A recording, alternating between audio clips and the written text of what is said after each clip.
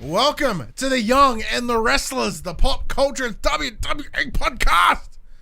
I'm one of your hosts, Ryan Betson, alongside the charismatic enigma, Jem Hardy. Listen to us every Friday morning at 8 a.m. on those podcast services, and now 9 a.m. on the YouTubes. Be sure to give us a like, maybe subscribe, maybe go give some 5-star reviews on the iTunes or your podcast service choice if you're so inclined. If you want to join that wrestling conversation, head to facebook.com/groups/thepopculturist, or maybe the Discord channel. That link is in the description below. If you want to get yourself some PopC merch, show the love on your body, head to thepopculturist.com/shop. You can buy shirts like that. Still feel weird doing it.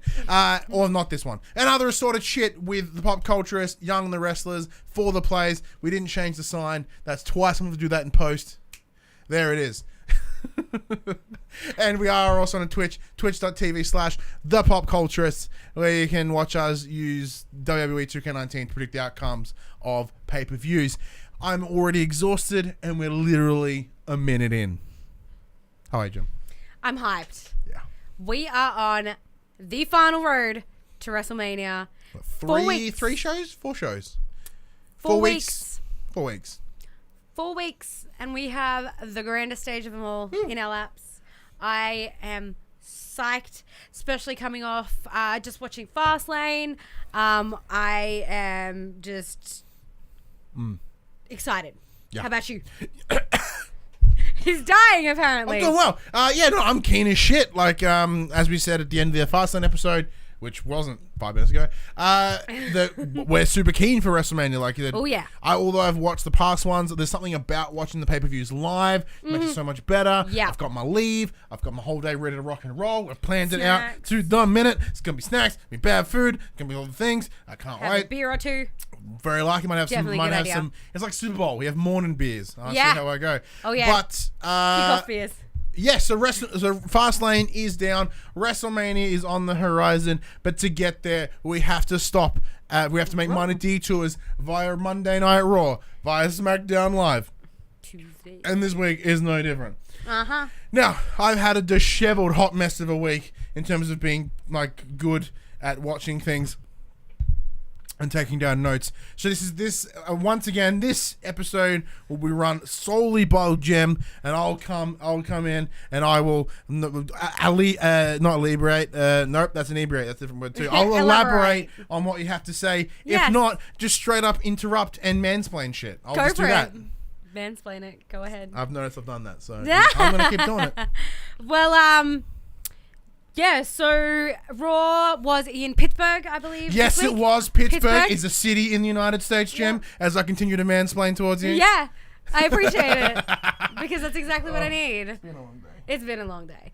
For me, I've literally been in bed watching all the shows, so it's been a very long day of wrestling, but I'm hyped. Anyway, we open with the Shields doing their entrance. They come out. Dun it. Yeah. Dun it. They come out in their stands. They're all wearing these new the Shield Hounds t-shirts. They're all Available at WWEshop.com. Just saying. They were really nifty looking. I was quite excited about them. And they enter the ring, and there's a very brief, sweet speech from Roman Reigns talking about how good it was to be in the ring last night. He says that, I've got business to handle tonight. Ambrose has got business to handle tonight. I don't know what it is. He doesn't even know what it is, but he's got to go do that thing. So we're going to leave it here with Seth Rollins, who also has some business of his own to take care of tonight. So Ambrose and Reigns leave, and Seth gets into, obviously, what we're all waiting for is the lead up to WrestleMania. He starts speaking about his match with Brock Lesnar and how he's preparing and how he's going to come about it. Very heartfelt, very... he's ready type speech, to which he's interrupted by the advocate, Paul Heyman. Now, Paul does give a bit of a, Paul gives him a mouthful. That's what Paul Heyman does. And Seth is on it tonight. He is on fire. He is throwing shit back as soon as Paul drops it. Like, I was sitting there like, Paul Heyman's speechless. Paul Heyman is never speechless. He's speechless. Like, he's just like, he's like, Seth said something along the lines of like, you talk about all these victories that Brock's have, but what about, when he came this close to losing to Finn Balor, or he came this close to losing to, Becky Bryan. Yeah. He's like, clearly his track record states that he can go down to men of my size and stature and ability. Jumping on that though, Paul Heyman did sort of go on the lines of, yes, during these matches he had 5, 6, 7 days to prepare for these matches. Absolutely nothing, because the card keep changing. He talked about, how Braun Strowman became not Braun Strowman, which then became, all these different steps that got to where it was. Yeah. So he's like, since the Royal Rumble, Brock Lesnar has been on you. Yes. He's in nothing but you. You've seen how much he's beaten the piss out of someone with 4 days notice. How do you think he's going to go with someone with 4 weeks notice, if not 2 months notice? I'm like, oh, that's a good point. Like, fuck Paul Heyman, you're really good. Yeah, he's so good. But like I said, Seth was spitting fire back at him. Like, Seth was just like, and? He's like, I'm prepared as well. Like, look what we did last night. Like, he's like, I'm clearly, okay to take out someone bigger than me. But then, as this back and forth is going on, Seth gets attacked by Shelton Benjamin. That was weird. That was real weird. That is a name I have not heard in years. I think at the Fastlane 2K19 pay-per-view predictions, someone mentioned Shelton Benjamin in the chat. I'm like, who the fuck Shelton Benjamin? So and Shelton Benjamin's... My chair's gone down again. And someone's gone, he was at the Rumble. I'm like, no, he wasn't. Oh, he was too. That was the last time I saw him. So Shelton Benjamin is another one who's like a Bobby Lashley for me. He was back in my day of wrestling, early 2000s. Like, they're the superstars I know. So I was like, oh, he alive? Like, I was like, he's still a part of the... Wow.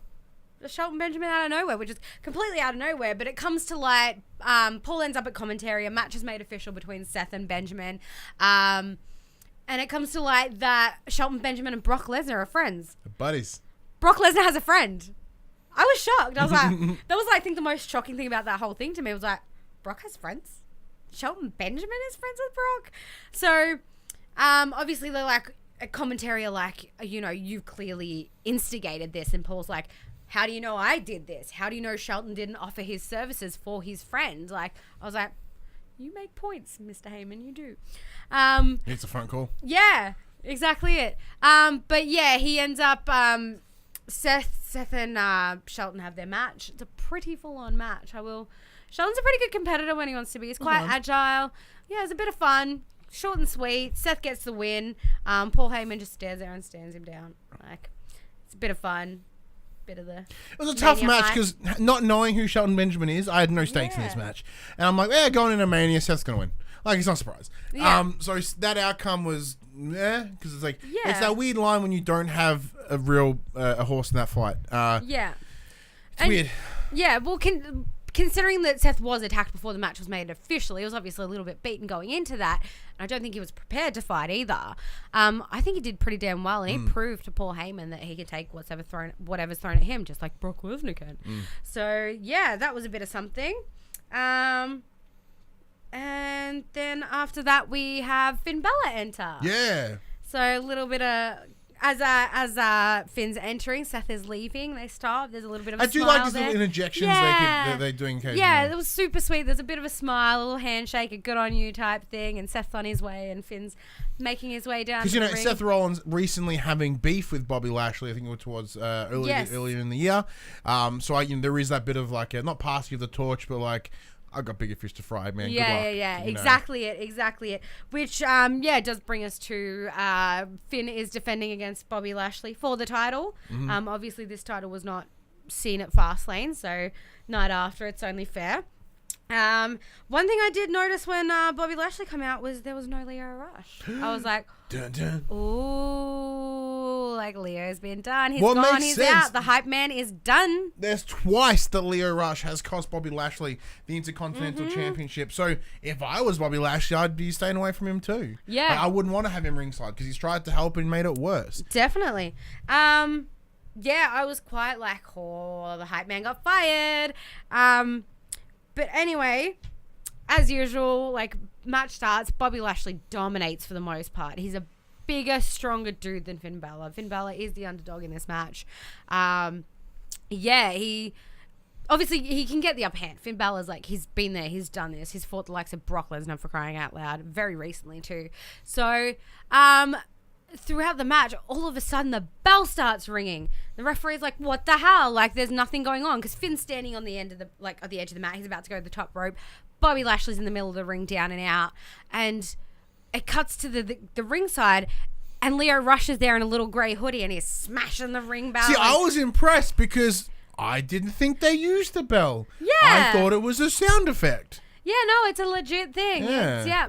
So I was like, whoa, like Leo Rush out of nowhere, like where'd he come from? But in this kerfuffle, like Leo Rush grabs the belt and he comes up and he's at Finn's face like, this belongs to Bobby Lashley, this belongs to Bobby Lashley. Lashley goes to attack Finn, which he counters.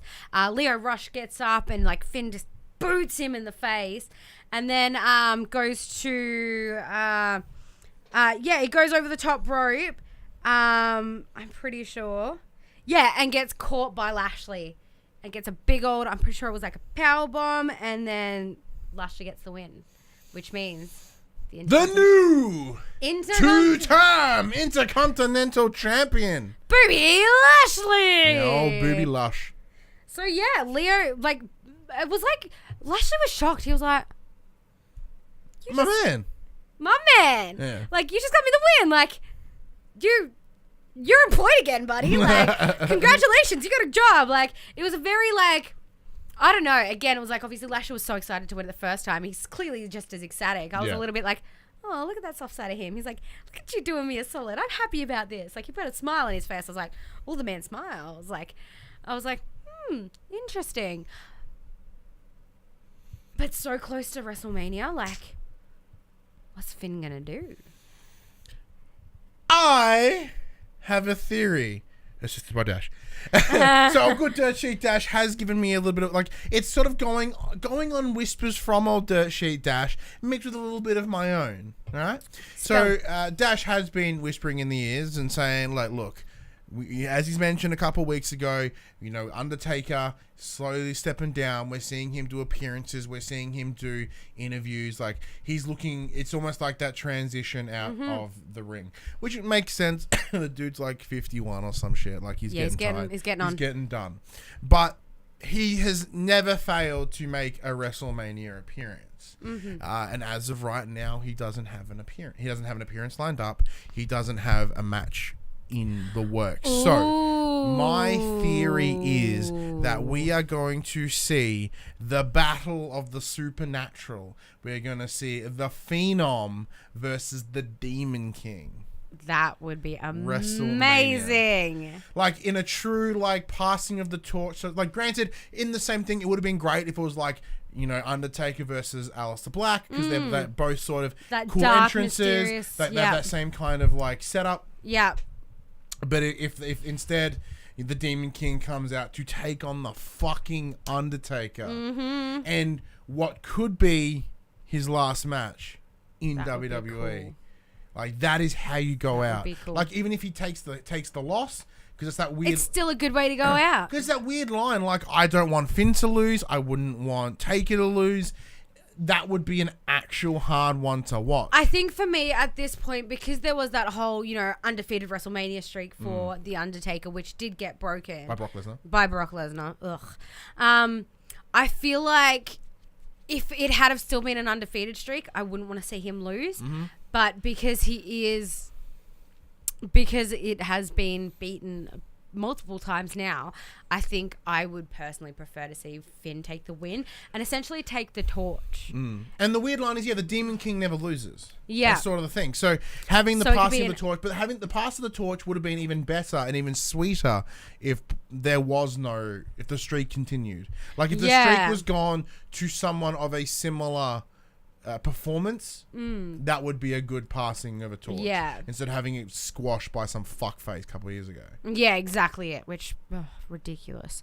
Anyway, I did get that wrong. Bobby Lashley caught the spear midair. Yeah. So let us know what you think Finn Balor be doing at WrestleMania, or what the Undertaker be doing at WrestleMania. Yeah. Where's this going? Give us spill. We want to hear your theories. Wink, wink, nudge, nudge. Speak to us.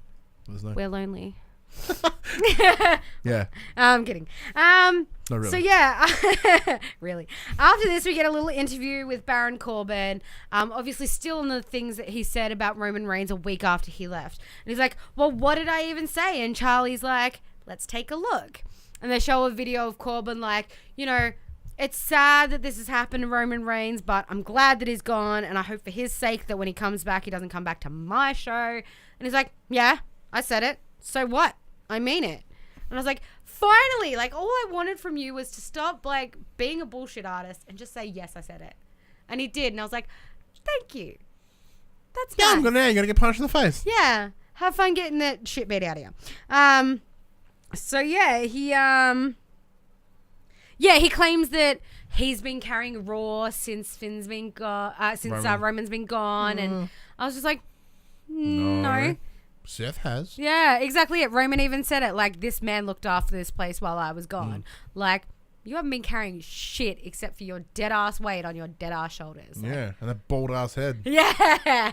Oh God, Something that does look better than bald than did with long hair. Yeah, definitely had that. He was the baldest. Yeah, Craig calls him the longest head bald man. Yeah. But anyway, this cuts into Ronda Rousey. Ronda Rousey comes out. She is addressing her actions from the previous night. What happened?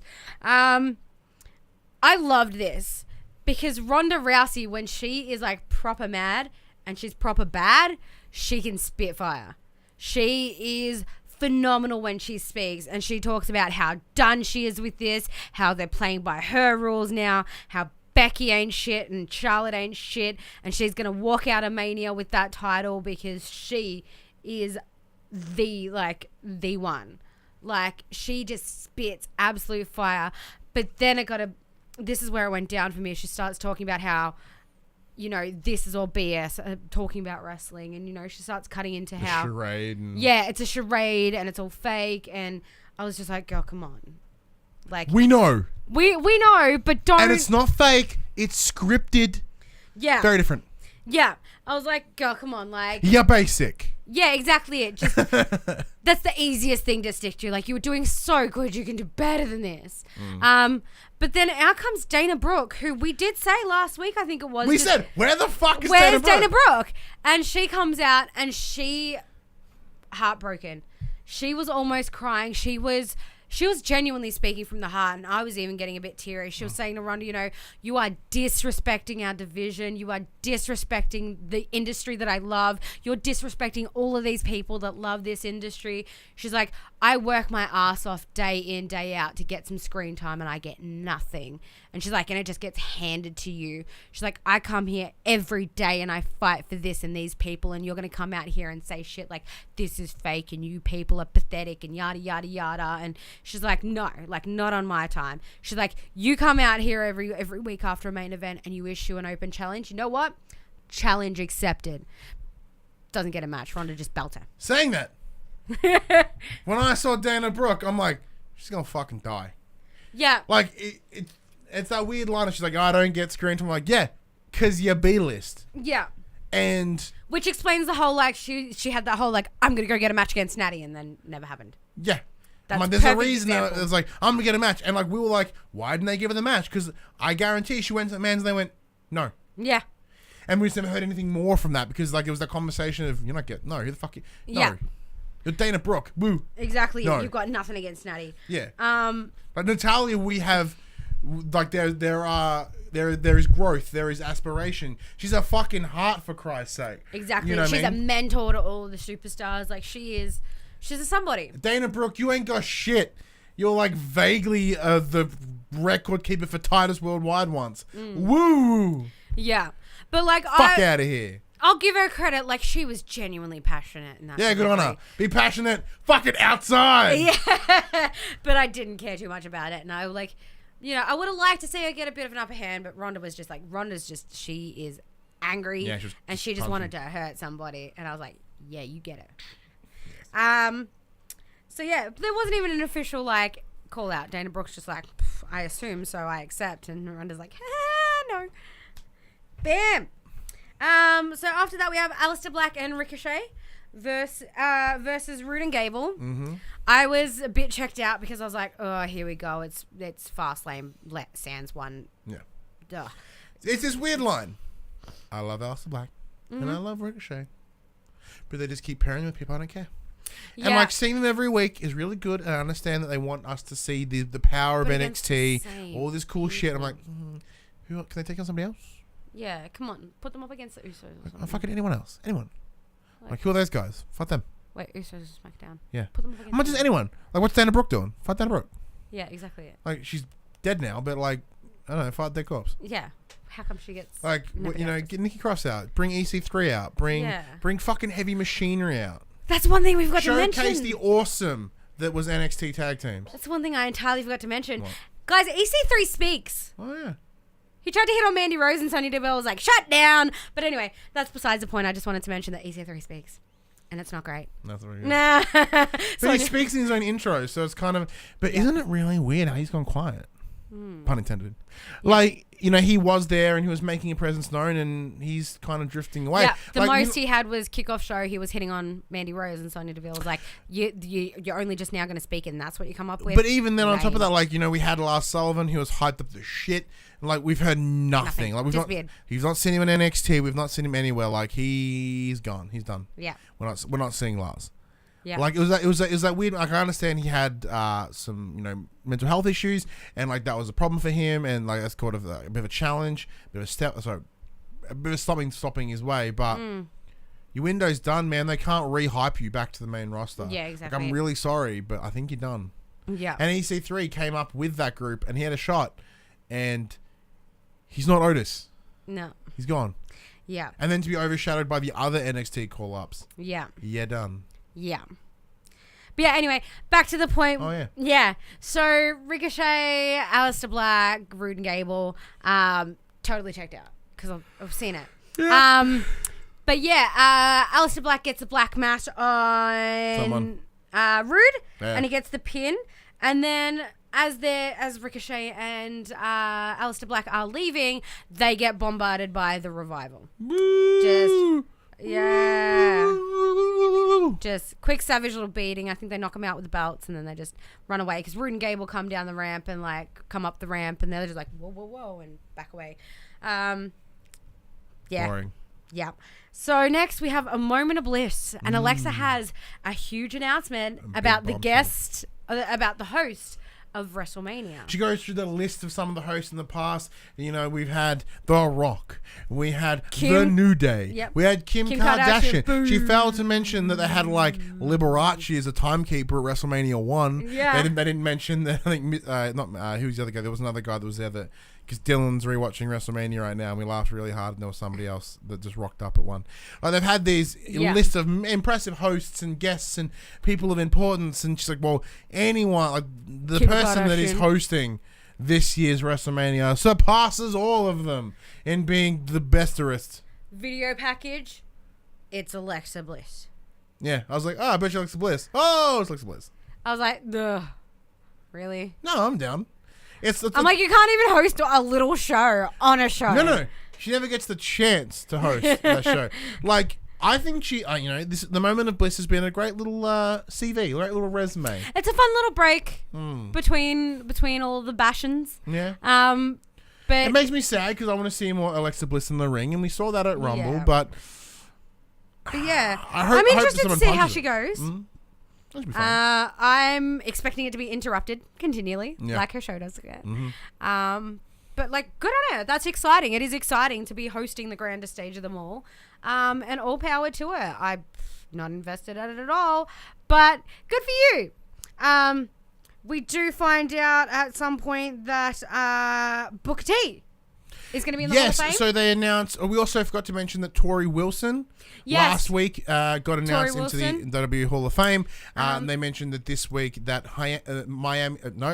Harlem Heat. Miami Heat is a basketball team. Yeah, Harlem Heat, Booker T, another guy, were inducted into the Hall of Fame this year. And it made me really laugh because like I love Booker T. I really enjoy him. Saying that though, I kind of hope they showcase Lash Huffman. Thank you. I hope they showcase the time he said the N word on TV in regards to the Hulk Hogan. If they don't showcase that, waste of Hall of Fame. Yeah, that was we're coming for you. But I don't think that was a Harlem Heat segment. That was a Harlem Heat segment. It was. Yeah, damn right it actually was too. Oh my god! Went back and rewatched it, and he's there with some woman, and the second he drops that N word, he's like, oh, and you see her just go, Yeah. He's rocking that shame face. He's like, I know what I've just done. I just said the N-word on international TV. Yeah. I am screwed. It's good. I laughed really hard. But yeah, so after Moment of Bliss, we have Braun Strowman getting interviewed about... Braun Strowman, get these hands. We come to realize get these hands also sounds very sexual. But yeah, he's getting interviewed about his altercation last week with the host of Saturday Night Live. White boy. His name is Colin Jost, I believe. Sure.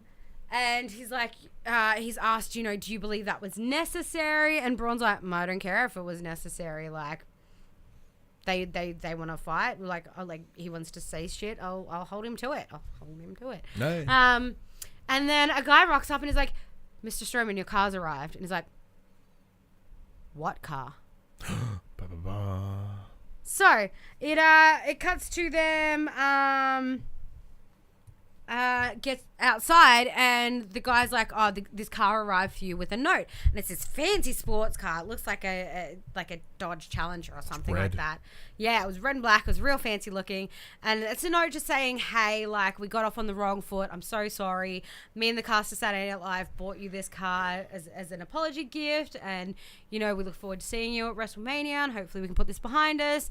And Braun just goes, I was like, hope you don't wreck this car like you did to Vince McMahon's limousine. Lol, JK, hope we cool.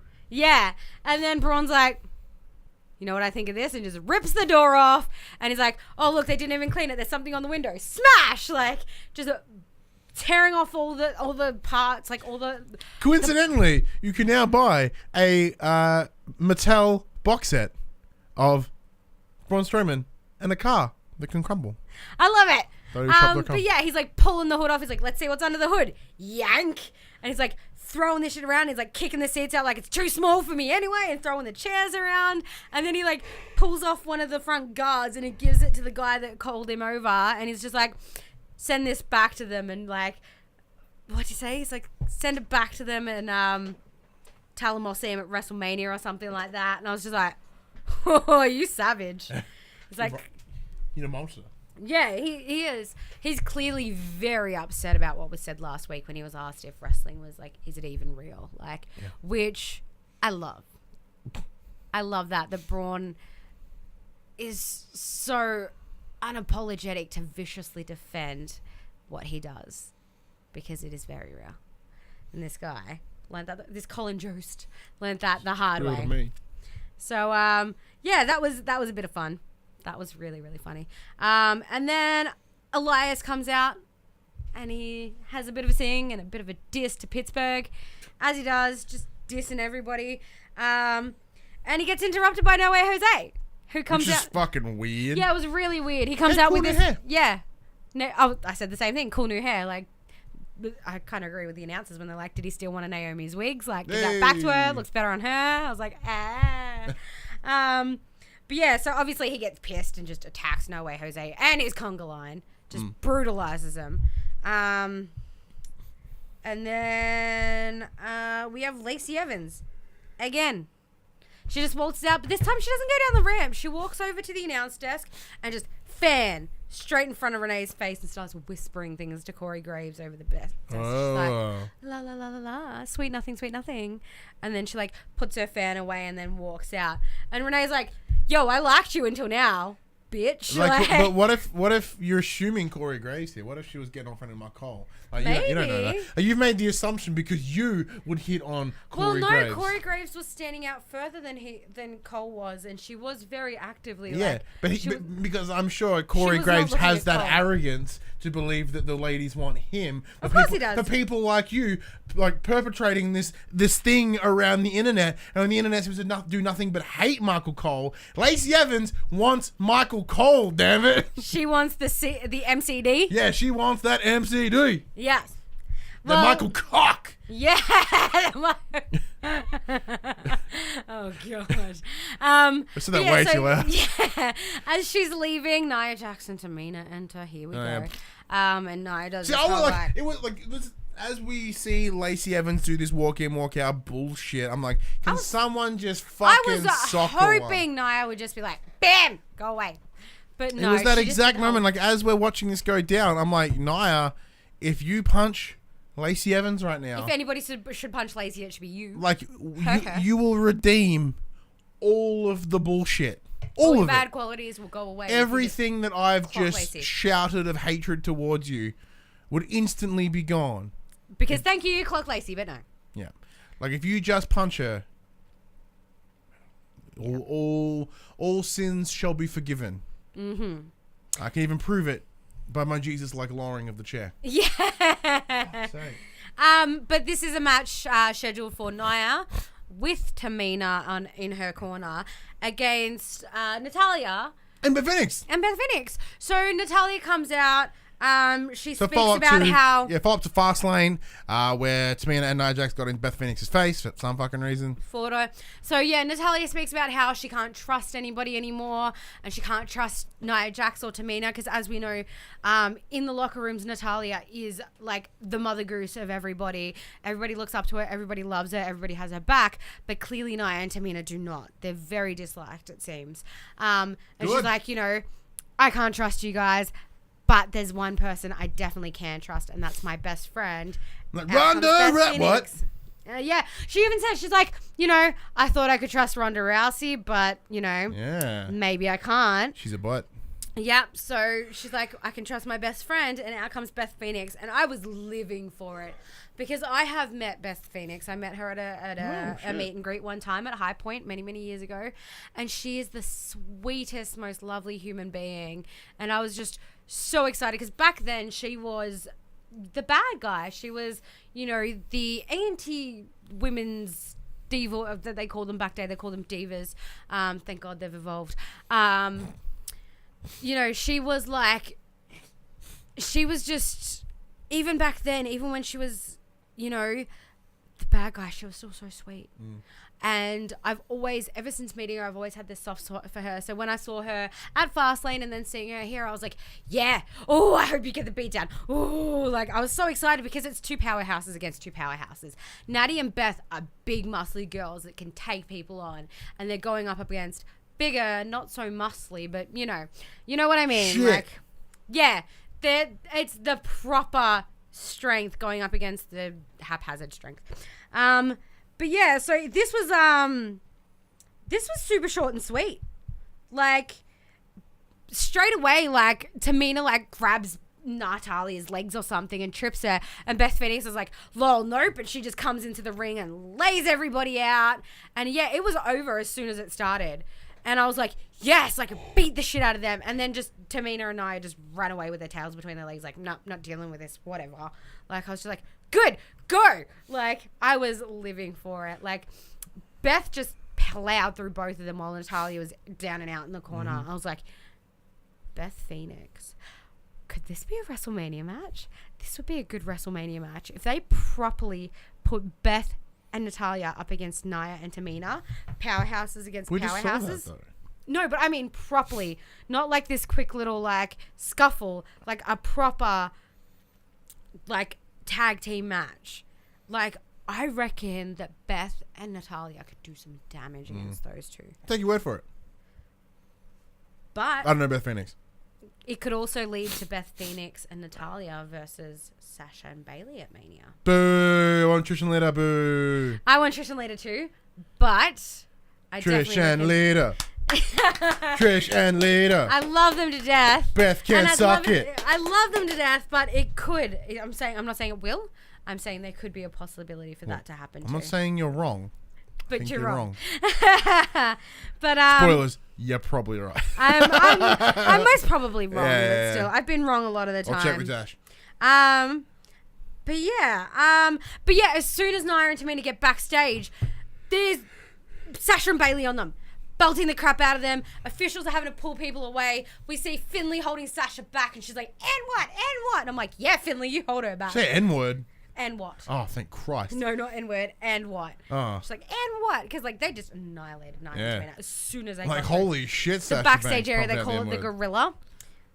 Don't know why. But it's apparently a gorilla. That little backstage area. Oh, the gorilla position, yeah, the gorilla position. I'm like, that's a horrible thing to say about Nia Jax as well. No, I'm not that. Oh, you're being I'm not racist. Jem, you are being horrible. No, they got attacked in the gorilla position. That's sounds even worse. That sounds like a sex act. Yeah. Backstage. Thank Right you. backstage. So yeah, that was a bit of fun to watch as well. And then we have finally what we've all been waiting for. Batista finally comes face to face with Triple H. Finally, the animal versus the game. Bow down to the king. I'm in a weird mood Rest in tonight. peace, I'm in a really honey. weird tune. I'm really in a weird mood now. Yeah, That's but weird. yeah, the King of Kings, love Triple H.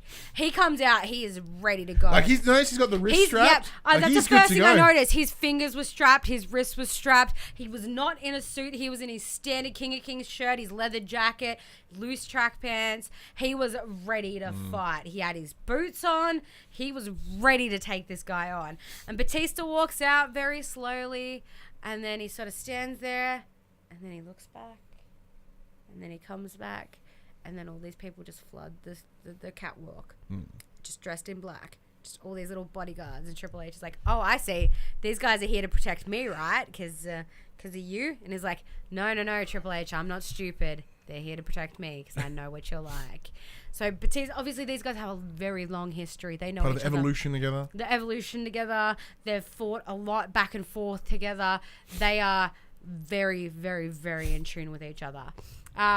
So yeah, Batista just stands there for ages, goes to talk, mic down, mic up, mic down. Triple H eventually gets sick of it and he's like, you gonna stand up there like a nose ring model, or are you gonna come down here and talk to me like a man? But it was very interesting. So like Bullshit. the discourse, the dialogue was a lot of give me what I want. I ain't giving you what you want. Give me what I want. I ain't giving you what you want. You know what I want. I do know what you want, but you ain't getting it. But I really want it. You should give it to me. We're gonna do this on my terms. We're not doing it on your terms. We're doing it on Yeah, my it's my terms. terms, not No, your but terms. it's my terms. No, it's not your Yeah, terms. it's always on your terms. It should be on my terms now. It's like, no, because I'm the boss. It's my terms. And like, that's what it was. It was this to and fro of like, And it was the same thing. just And like, repeat. and I was did kind of notice, losing it. like, I could see there was definitely a bit of fear in Batista because he was staggering his words a little bit. He accidentally called Ric Flair Flair, which is his real name.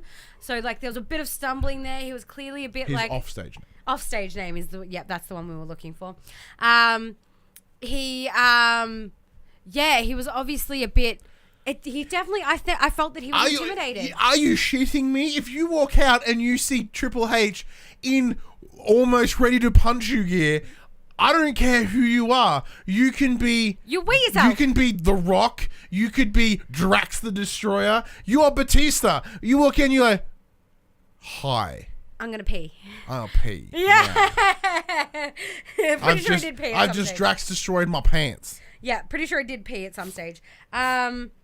But yeah. So the conversation went along the lines of, I know what you want. And it was the kind of conversation of what we've worked out that Batista is requesting. He is requesting a match. Against A career and his final match on his terms. Triple H v Batista, WrestleMania 35. This is the final match Yeah. for presumably Batista.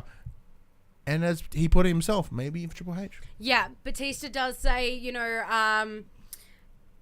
this is the way I want to go out. I'm going to go out on my terms. I'm going to go out winning WrestleMania, and I'm going to go out taking you out with me. Triple H is like, okay, you want to do it your way? We do it on my terms. It's going to be a no-holds-barred match. Yeah. No DQ, no count-out, no restrictions on how badly Triple H is going to beat the living piss out of Batista.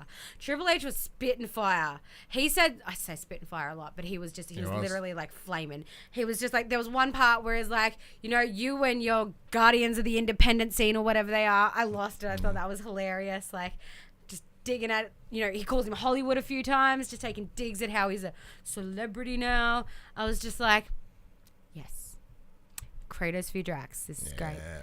But yeah, this is a match I am hanging to see. Because again, this is my early 2000s wrestling. This is the matches I used to watch. I watched Batista and Triple H in Evolution. I watched them when they turned on Randy Orton. I watched them when they turned on each other. I watched them as independents, as teams. Like, this, for me, is just... It's another one of those nostalgia matches where I'm just like, yes, this is the wrestling I know and I love. And these are two old school, like, machines that are just going to belt each other. And I love that Triple H is like, dig deep, Hollywood. You better hope that you still have the animal in you, and you better find him because I'm still the cerebral assassin and I will annihilate. But what was you. great though is like, so my wife not knowing, I'm like, do you know who that is?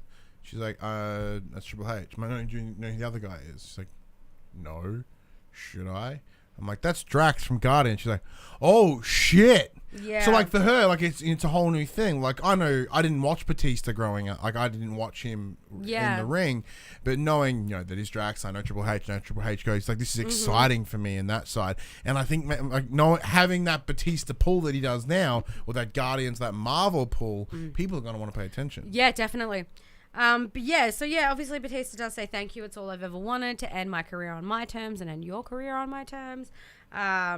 And then, yeah, once Triple H is like, you got it, my terms, no holds barred, Triple H just, stands there all angrily. Batista walks away. And I was like, ooh, doo-doo-doo. Yeah. So excited. So after this, we have an address from Kurt Angle. Kurt Angle earlier in the night has said that he wants to address Pittsburgh, which is his hometown. He has something very important he wants to speak about, so the McMahons give him a moment. And he does very quickly announce that he is going to have one last match. Yeah, so he announced that his farewell match would be at WrestleMania. Farewell match. And his final match of his wrestling career would be this evening in Pittsburgh. And no, the final match of his Pittsburgh career. Oh no, of his he's on his TV career. And then his final farewell match is Mania. So which means he won't, because his career started 23 years ago in Pittsburgh when he went to the Olympics. And say it with me, one with a broken freaking neck.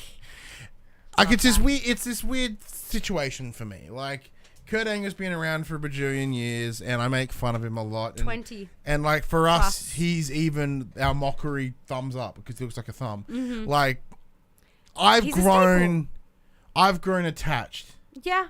Because he was the first, is it like he's instantly recognizable. I knew who he was the second I started watching again. He is a very recognizable character. Like we made fun of him for his character. Just for his finishes that are kind of stupid, like the milk stuff. But he was also the first. Oh, the milk truck.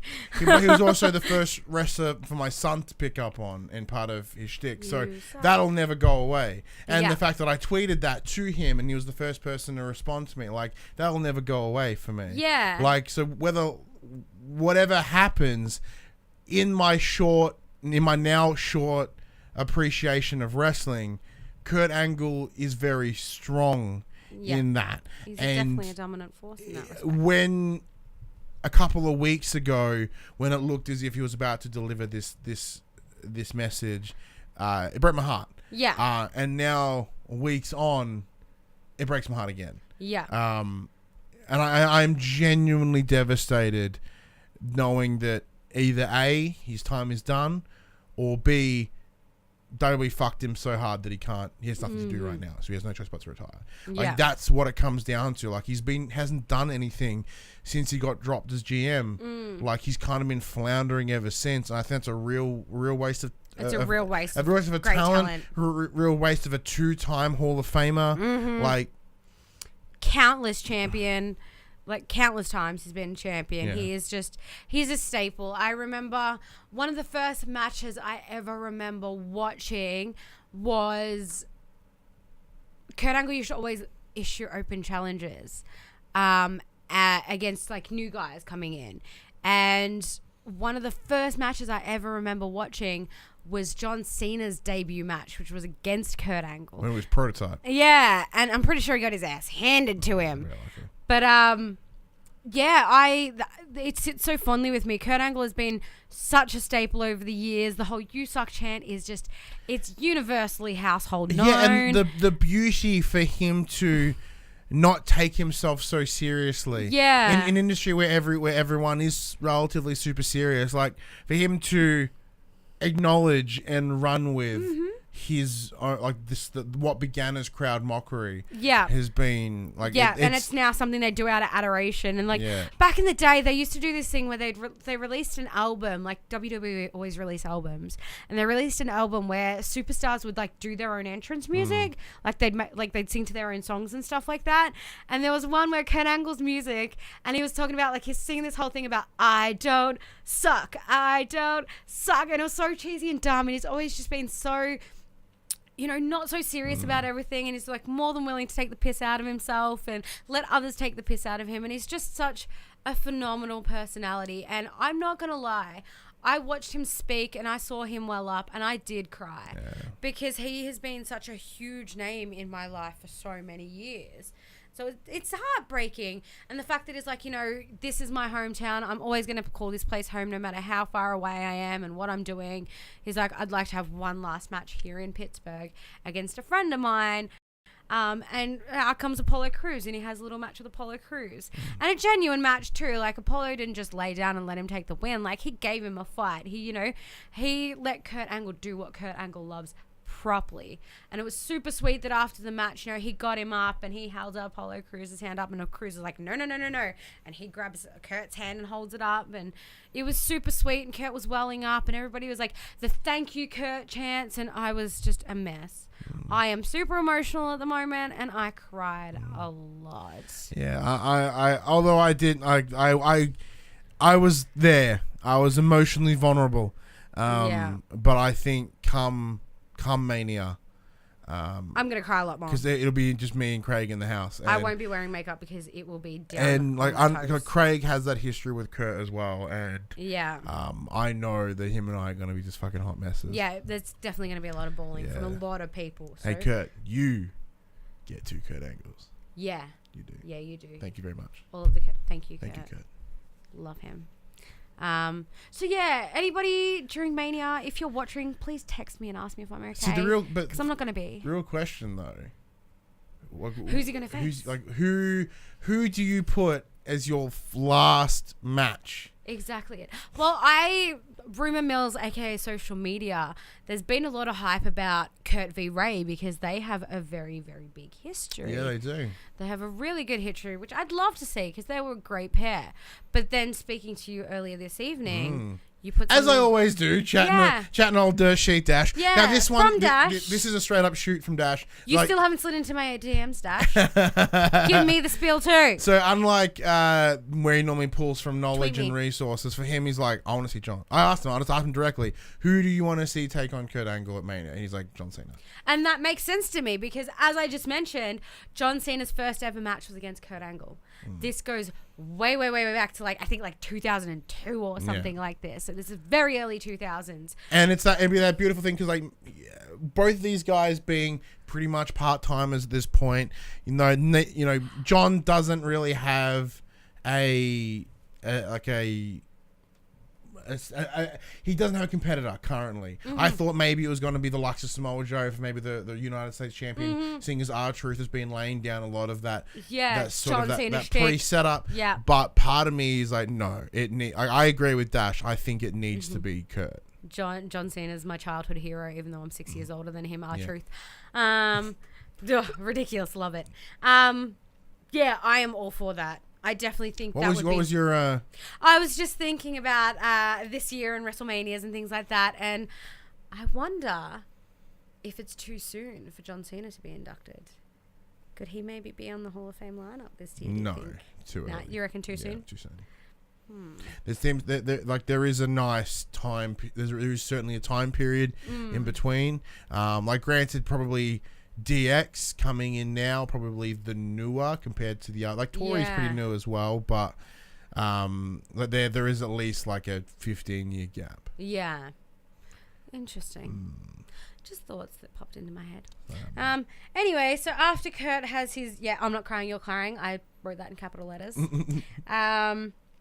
So he gets a nice little angle slam to beat. I love a good angle slam. Next we go to Roman Reigns versus Baron Corbin, which we find out about earlier in the night is being set up.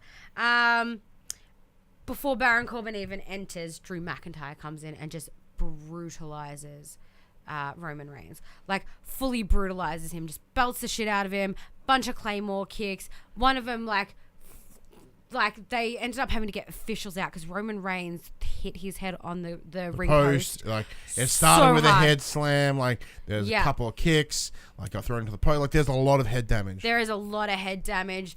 Roman's clearly just knocked out of sorts. They have the officials out there trying to check him. He's not letting it happen. Like, for that is a pure concussion risk. Like, we know that the concussions are a massive concern. And he was very visually not there. He was clearly a bit out of it. McIntyre just looks, he's the Scottish psychopath. He properly looks psychopathic. It was intense for sure.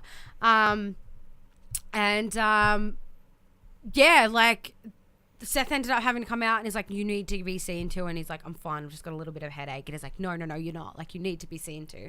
And they eventually get him out of the ring area. The match doesn't even happen. Baron Corbin's nowhere to be seen.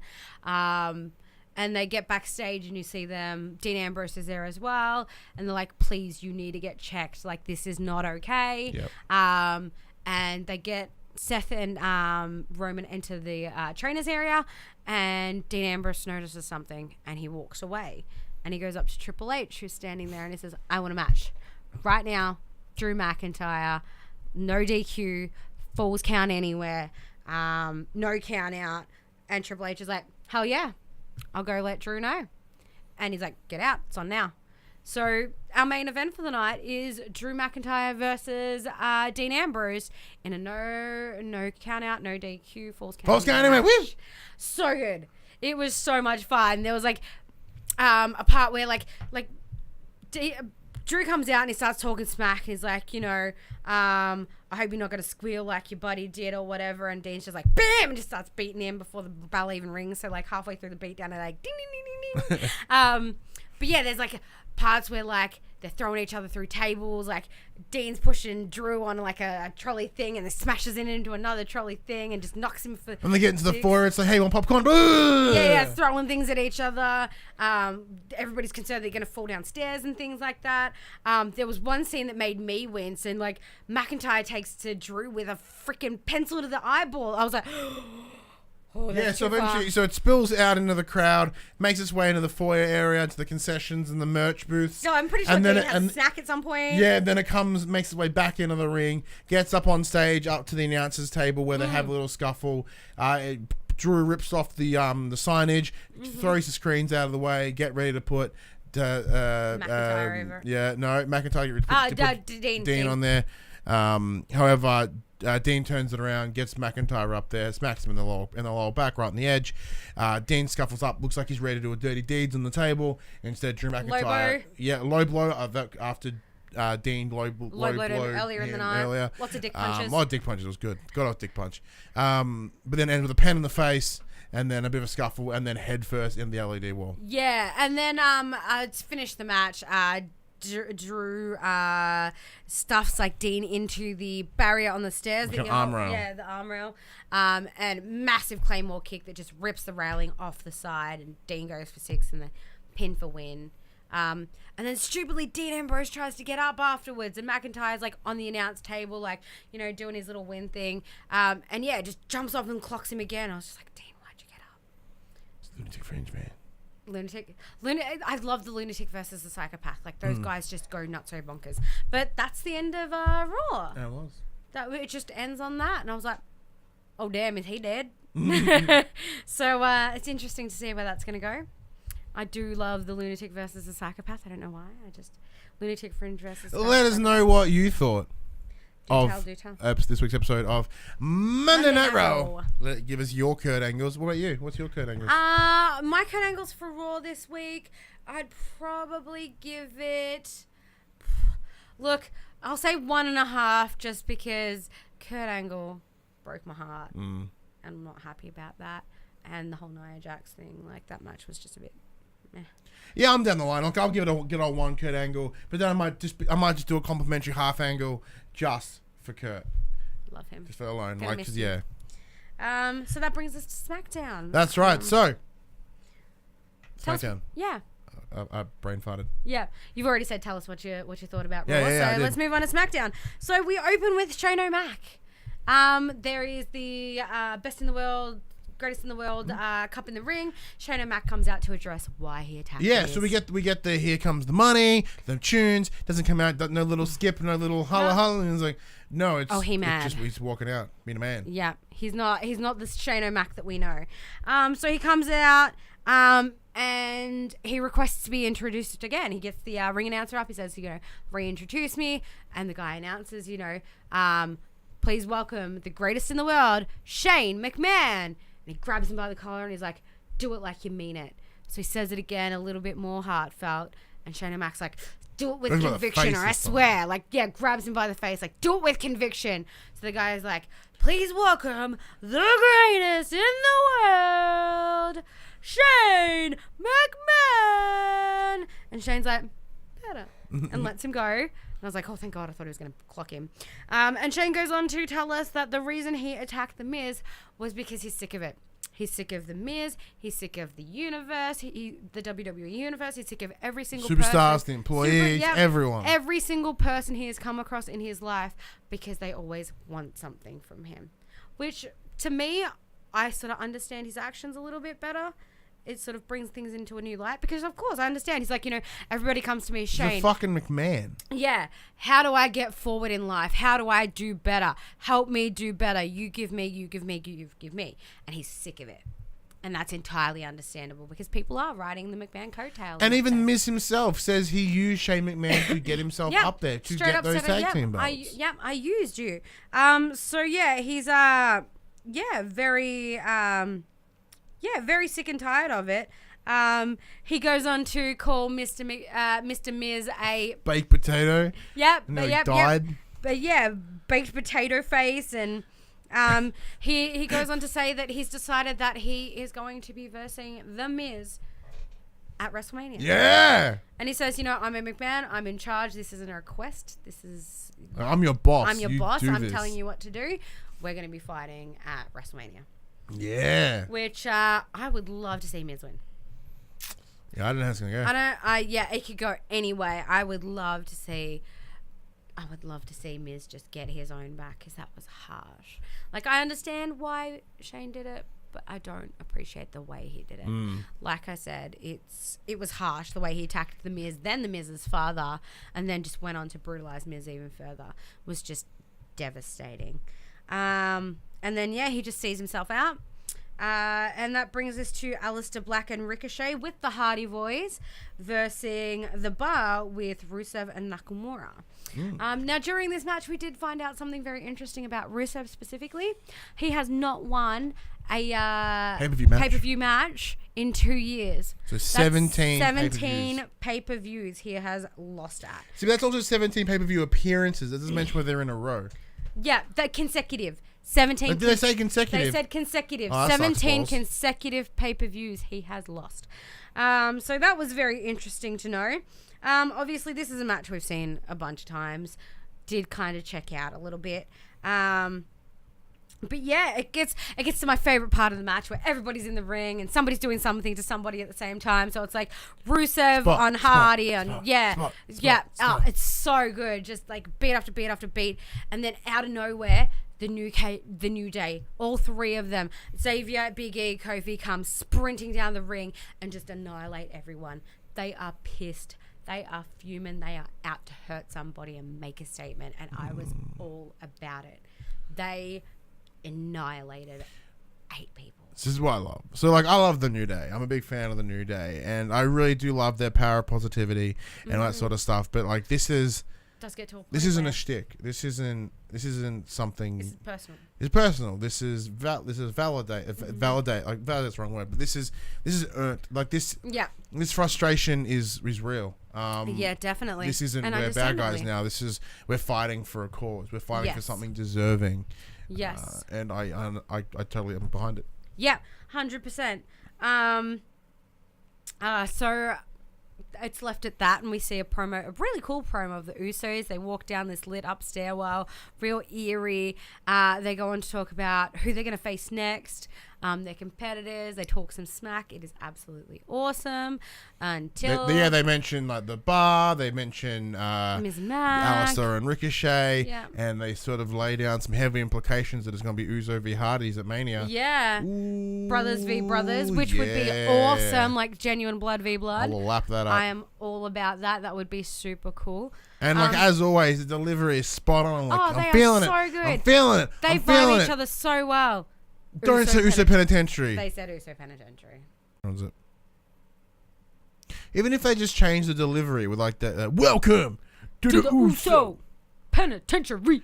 Like if they somehow change that delivery, I'd be very happy and like probably fix the problem. Yeah, I think it's definitely all in delivery. It seems very Stunted. Yeah, definitely. Doesn't match the flow that they deliver. Which they are so good at doing. Yeah, like they are great. That was an absolute awesome promo, and if you can, go watch it because it was just And stop right so before good. they say the last one. Yeah, just stop before the Uso Penitentiary then. Next we have Randy Orton addressing AJ Styles, and Randy comes out and he goes, AJ talks about this is the house he built, but where was he in like 2002, 2003, 2004, 2005, 2006, 2007, all the way up to like 2015. He's like, he was doing the indie scene. He calls this the house that he built, but this is not. This is the house that Randy Orton built. This was already built when he got here. Where was he when when I was the youngest ever heavyweight champion? Yeah. Where was he when I won 2 Royal Rumbles? Yeah, exactly. He's like, this house was built well before AJ Styles came here. Like, it was built by me. My favorite line is like, "This is my house. I'm the landlord, and your rent is due, you son of a bitch." So yeah, this is after AJ comes out. AJ comes out obviously to address him, and he's like, you talk about, I come from the indie scene, and I'm proud of that because I made my way here. You're surrounded by people from the indie scene out there. We all made our way up here. We earned our stripes. This was all handed to you. Your dad was, in the industry. You were built for this industry. You've had a hand in everything you did. Remember Evolution? Remember... The debut was with Evolution. Yep. Remember... I can't remember what he said. Rated RKO, which was him and Edge, a couple of others. He's like, remember that. AJ just absolutely handed it to Randy. He made some very valid points about things. He's like, you've always needed help, haven't you noticed? He's like, what about me? I've made my own way up. Babysit. Yeah, exactly it. And then, Randy drops the whole, like, you know what? This is my house and rent is due. And AJ's like, you know what? You want your rent? Come get it at WrestleMania. Yeah. And I was like, yes. Yes. Just feed me Randy. And AJ too, I suppose. Yeah, he can be there. But yeah, like obviously in saying this, he's saying, you've stolen things. Like, how far can you get when you come out? This is good. He's like, how far can you get with this? And a modified, I think it was called a Diamond Cutter. Diamond Cutter, yeah. And he was just like, says this guy. Too sweet. Because the reference to that is the Bullet Club Too Sweet, which was sort of made famous by Finn Balor. So when Finn Balor left the New Japan and made his way into the US, AJ Styles came up and took his place within Bullet Club, pretty much hijacking the Too Sweet, hijacking the Bullet Club, straight up hacking somebody else's stick. Yeah. So it was some really good back and forth. These guys clearly know each other. And even AJ says it. He's like, for somebody who has so much shit to say about, the independent scene, you've clearly followed my career very closely. I was like, oh, AJ's on it. There was a good to and fro. It was amazing banter. Amazing banter. So after this, we have, it ends on that. Randy walks away. And we have Asuka versus Sonya Deville. Obviously, at Fastlane, it was Mandy versus Asuka. Sonya did interject and cause some issues for Mandy. She did lose. So I was quite shocked to see Mandy come out with Sonya Deville, but Mandy was there, which was an interesting revelation. Bit of back and forth between Mandy and Asuka. Sonya and Asuka. Very short but sweet match. At one point, Sonya does slide out of the ring to get out of Asuka's way. Obviously take a breather. Asuka slides under the ring, takes out both Sonya and Mandy. Mandy hadn't done anything at this stage. Yeah, fully just collects her. So Mandy's obviously sore. Sonya's freaking out. Sonya's still got a match to go through, so she gets in the ring. She ends up tapping out to the Asuka lock. think she calls it. Yeah. I was pooping during this. Yeah. So Sonya Deville does tap. Asuka makes her way out, and Mandy is visibly pissed at Sonya. Sonya's obviously lost. She's on the edge, feeling of the apron, feeling a bit sorry for herself, apologizing to Mandy. Mandy's just like, whatever, let's go. Like, she's just had it. She's a bit pissed, like, you know. And then Sonya's just sitting there, and Mandy sort of goes back, and she's like, what's your deal? Like, you've done this. You've sabotaged me twice now. Like, are you kidding? And then she just storms off without Sonya. Sonya's just like, oh, there's trouble in paradise. Yeah. I'm interesting to see where that leads. Interested. But yeah, that's the end of that. Short and sweet. Okay. Yeah, next we have Becky Lynch. Becky Lynch enters the ring. As she's walking down, she gets not even to the ramp, and she's like, got her crutch up and stuff like that, and she's like, piff! Off goes the crutch, and she just starts walking down to the ring. She seemed a bit better than I was expecting her to be. She was not as worse for wear. She wasn't limping as heavily as she had been. So she definitely seems like she's back on the mend. She jumps in the ring. She proceeds to talk how she keeps weaseling, well, not weaseling, but how she keeps implementing herself back into this WrestleMania match. Yeah. You know, it started with winning the Royal Rumble, and then it went into her winning the match last night because she says she played Ronda like a fiddle. She said that Ronda did exactly what she wanted Ronda to do, and she put herself back in that match. Ronda didn't do that. And it was very hard to play mind games with someone with no brain. She's like, do you guys know how hard it is to play mind games with somebody who doesn't have a brain?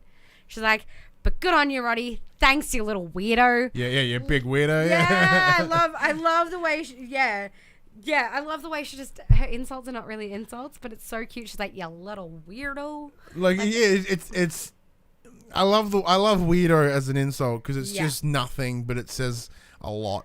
Yeah, but yeah, that was so great. She's obviously having a bit of banter. Charlotte Flair comes out and interrupts, and Charlotte's like, you know, this is my match. This is my Mania match. I am the golden girl. I am the chosen one, and you're sabotaging this for me. She's like, what have you done but weasel your way back in? You've done nothing.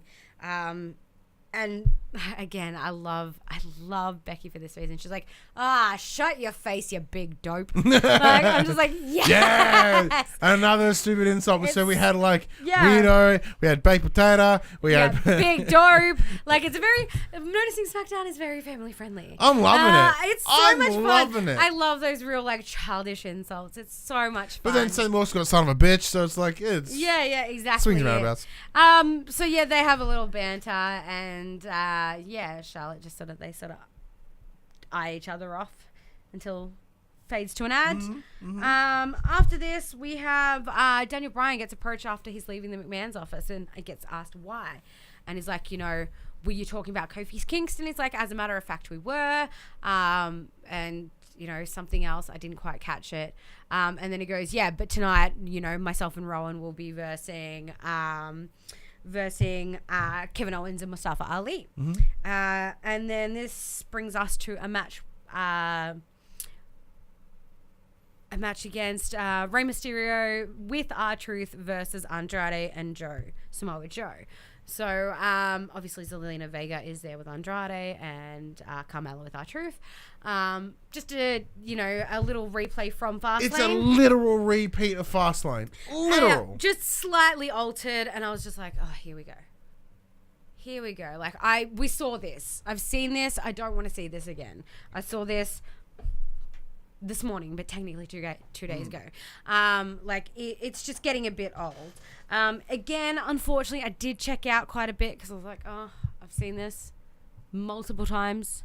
A bit had it. Like, I've seen it 3 times in the last week, like easily in the last 7 days. Like, it's enough. But as always, Zelina Vega interrupts. Carmella just rips her off the apron and just slams her into the ground. And then, somehow miraculously, like, Rey Mysterio, he was wearing this ugly pink leotard and pink mask. He looked like he was wearing it was this weird, like, beige. It was like this, skin tony, like, my skin tony color, like the pinky whitey color. It looked like a nude suit with this really badly painted on, like, G-string looking thing. And 619. Yeah, and green 619 down. Like, it was, you've done better, Rey. You can do better. You are better. It was really awkward. But yeah, Naked Man gets the pin on Samoa Joe, and Samoa Joe doesn't take losing very well.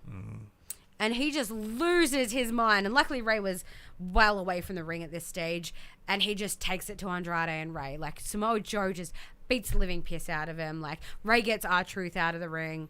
I said Samoa Joe before, R-Truth and Andrade. Ray gets R-Truth out of the ring just to check on him, and he's like, you okay? And Andrade's just dead somewhere, and Joe's just like fuming. I loved it. I love that part of it. I love seeing that. It was better than the whole match. Yeah. Yeah. It's something I love seeing in Joe when he just ticks over and like something just snaps in him. Initially I was very skeptical of it and I didn't like it that much, and now that I'm into Joe, because what happens was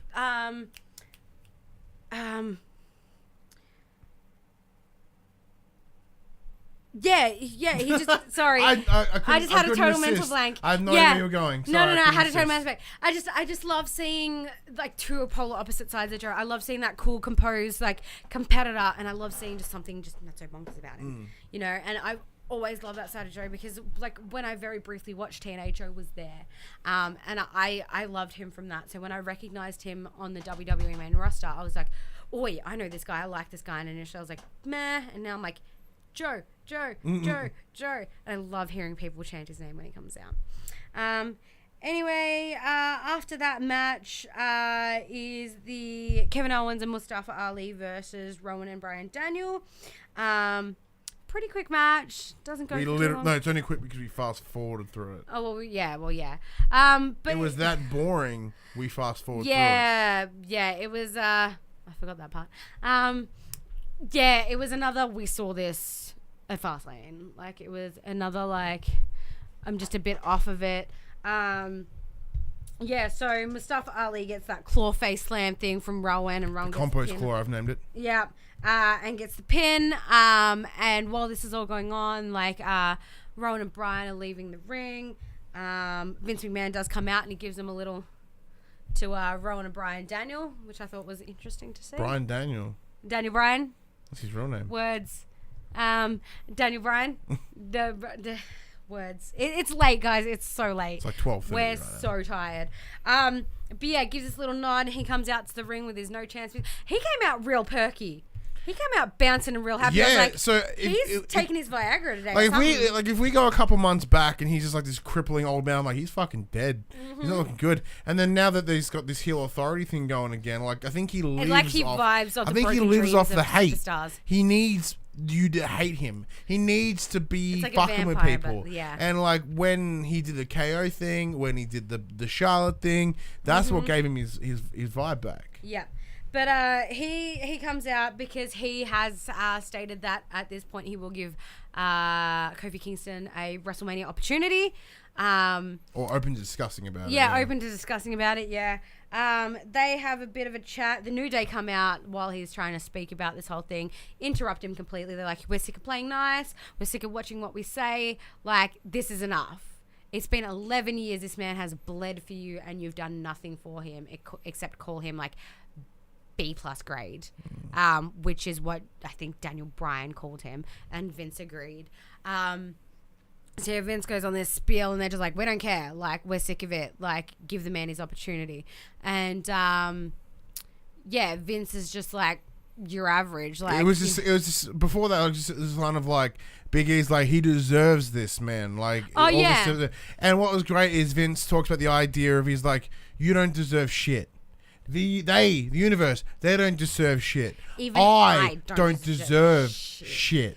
I made Raw, I made SmackDown, I made WrestleMania, and I still don't deserve I earned shit. This shit. And then Big E's like, you know, this is bigger than you, this is bigger than us, this is bigger than your ego. And Vince is like, nothing is just like certifiably bigger than my ego. And I was like, yes, be honest. I like that about you, Vince. He's like, yep, nothing's bigger than my ego. But yeah, he goes on to say like, look, I'm going to give you a match. And this match is going to qualify you for WrestleMania if you can get through it. But you have to verse this guy. And so he's like, look, if you want that shot, I'll give it to you, but you have to go through this gauntlet You have match. to prove to me, because he's saying, you haven't proved anything because you've been losing. Yeah. No matter how hard you're fighting, you're not winning. It was Randy Orton, then Samoa Joe, then... did I write this down? I should have. The Bar. The Bar, yep. Both and the Bar, Rowan. yep. And, Rowan. So next week, that's what we're looking yeah, at. so next week, Vince McMahon does say that Kofi is going to be competing in another gauntlet match against these men, which is heartbreaking for Kofi. But I forgot to mention at one point, Big E and Xavier start to get heated when Vince agrees that Kofi is B+ grade, and Kofi's like, no. And he's like, what you don't understand is how much I bleed for this company. I don't complain about, getting shafted. I don't complain about the superstars that replace me. I don't complain about traveling day after day, year after year. I don't complain about being away from my family or having to travel to India and then back in a day. He's like, I haven't seen my kids, I haven't trick-or-treated with my kids ever. My son lost his first tooth. I didn't get to see the joy on his face when he found the money under his pillow from the tooth fairy. He's like, I do so much for you and I do not complain, and this is what I get. And it's starting to become a real personal thing.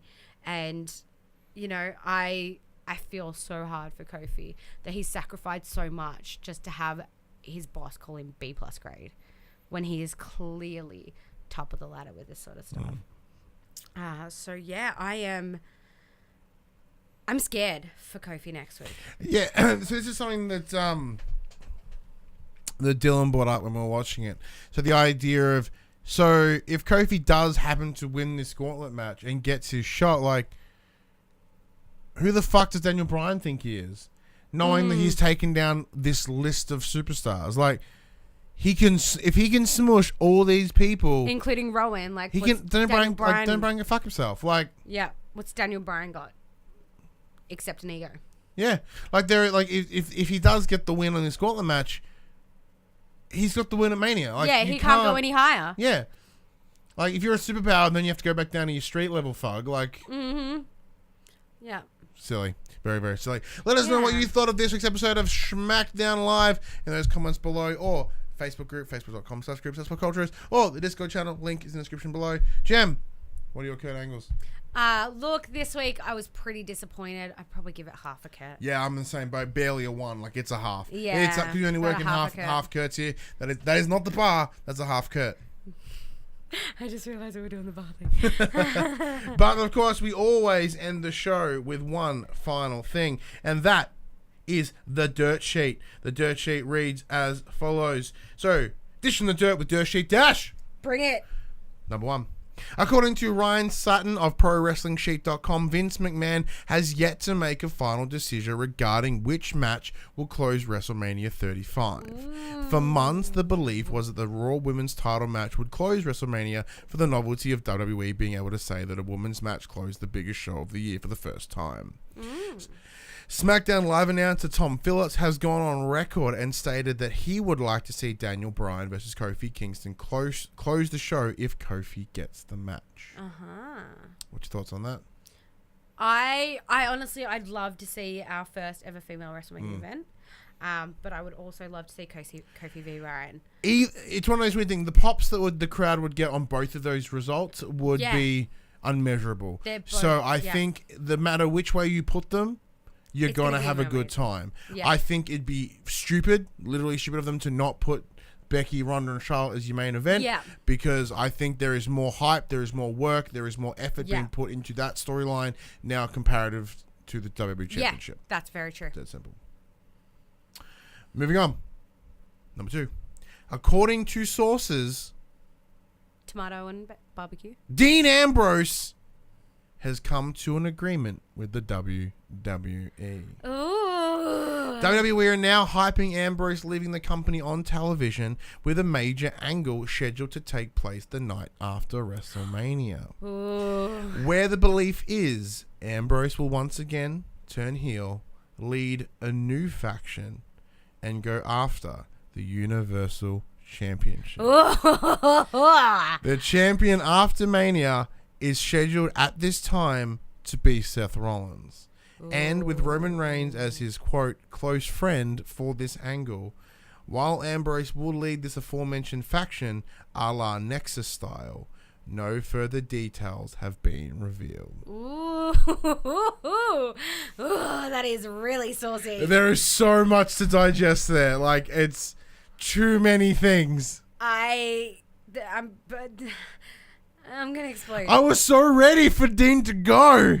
I know, and they're publicly advertising it too. They're saying, we will not be seeing Dean after WrestleMania. I'm just like, oh, they're really pushing that he's leaving. Like, this is serious now. But I'm like, they're pushing this a lot. Mm-hmm. And it's interesting that him to go after the UC belt, mostly because I was thinking that we'd more than likely get Roman versus Seth after Mania, knowing that these two, Roman had to relinquish it and never technically lost it. He'd think he'd won it back. But granted, seeing a face on face would no way be near as impressive as seeing Dean Ambrose be heel again. Yeah, which, as much as I'm loving this Shield reunion, it is we know Dean is a lunatic fringe. It is right up Dean Ambrose's alley. I could definitely see that happening. You know, it's going to be the whole leukemia incident all over again, where, you know, 1 minute he's the best mate and then the next minute he just turns. Can't wait. I'm excited to see where this goes. And finally, Sean Ross Sapp of Fightful.com is reporting that WWE has reached a deal with rapper Eminem. Oh! The deal apparently includes Eminem contributing to the soundtrack of WWE 2K20. Woo! Sapp also noted the following. Beyond soundtrack work, we've told there's also an agreement for Eminem to appear on an episode of SmackDown later this year.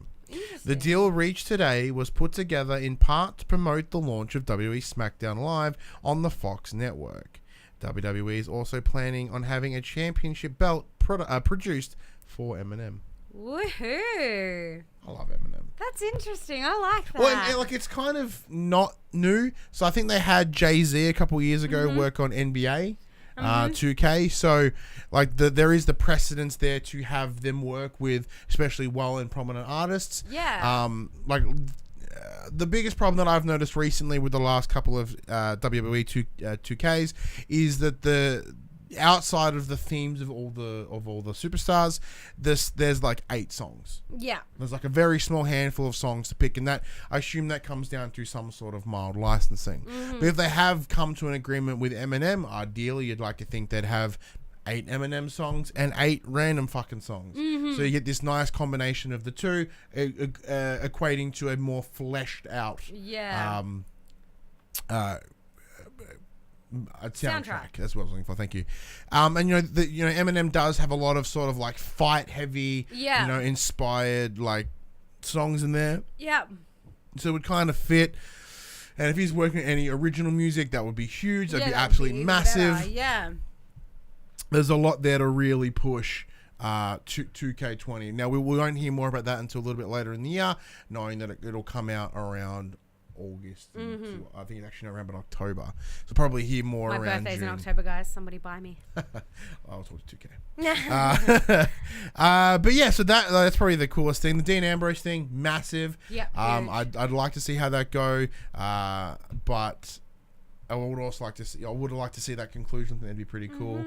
But after losing Kurt, preferably potentially Taker, Batista, and then Dean Ambrose, it's a big churn in the space of a weekend. I'm gonna cry. So many things. Let us know what you thought of this week's Dirt Sheet with Dirt Sheet Dash. I bit my own tongue. But yeah, that's this week's episode of The Young and the Wrestlers. I forget what happens next. You listen to this on Friday mornings at 8 a.m. Maybe a little bit later tomorrow because It's fucking late. 9 a.m. on those YouTubes. If you do listen to on the YouTubes, be sure to give a like and subscribe if you're so inclined. Podcast services, 5-star review and things on your podcast service of choice. If you want to join the wrestling conversation, head to facebook.com/group/thepopculturist. Discord link in the description below. There's also an email there if you don't use social media, you just want to have a chat with us. You can also go to thepopculturist.com/questions if you want to put something in that isn't on social media. We are also on the stores, popculturist.com/shop, where you can buy merchandise like that. I feel so fucking weird doing that. And not this one. We are also on Twitch, twitch.tv/thepopculturist. My brain has proper checked out. I'm not even finished editing this bad boy yet. So until next week, I'm Ryan Betson. And I'm the charismatic enigma, Jem Hardy. See you then. Bye.